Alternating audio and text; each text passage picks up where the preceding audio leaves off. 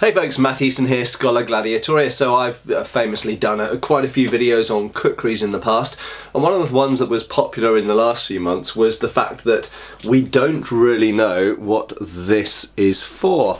That is that little notch with the little protuberance in the middle just there.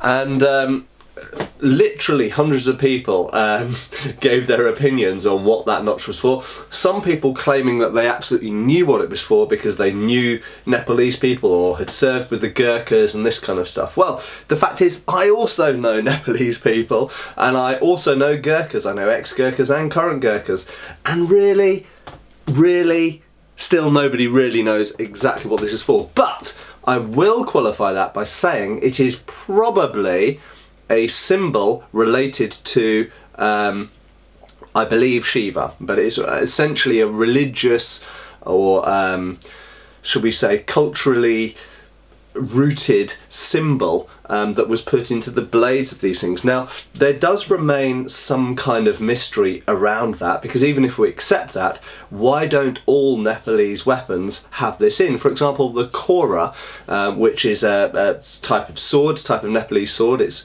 not really like a kukri, in fact. Well, you can Google it. It's Kora. Kora, and it's essentially the Nepalese sword. They did also use tulwars and other types of swords from neighbouring areas, but the other Nepalese weapons do not have this symbol on. So why did the kukri have it on? In fact, the kukri doesn't seem to go back particularly far in history, so why did they start putting these only on kukris? We don't know is the short answer, but it probably has some type of religious significance. Just for those people who said that it was something to do with pricking the finger to make it bleed before resheathing the knife, or things to do with arrows or ropes or anything to do with cutting or piercing, that, I'm afraid, is definitely 100% myth. I currently own in the region of about 30 antique kukris, and I have owned dozens and dozens in my life, and I have never actually known an old kukri, an antique kukri, or indeed I've never actually known a modern kukri where this is pointed or edged. They're blunt. Look, this is my finger. I'm literally sawing it, jabbing it into there. This is a real antique kukri, probably from about the beginning, maybe end of the 19th century, beginning of the 20th century. It is completely blunt. That is not for making your finger bleed or anything to do with cutting or piercing. This is the bluntest part of, and I'm not going to do that on the edge because the edge is sharp, this is the bluntest part of this entire weapon or knife. So that is definitely not to do with making a finger bleed.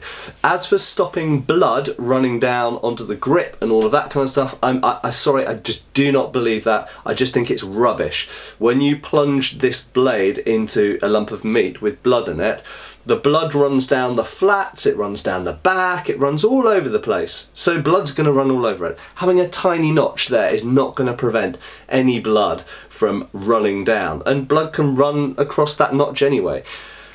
So there we go.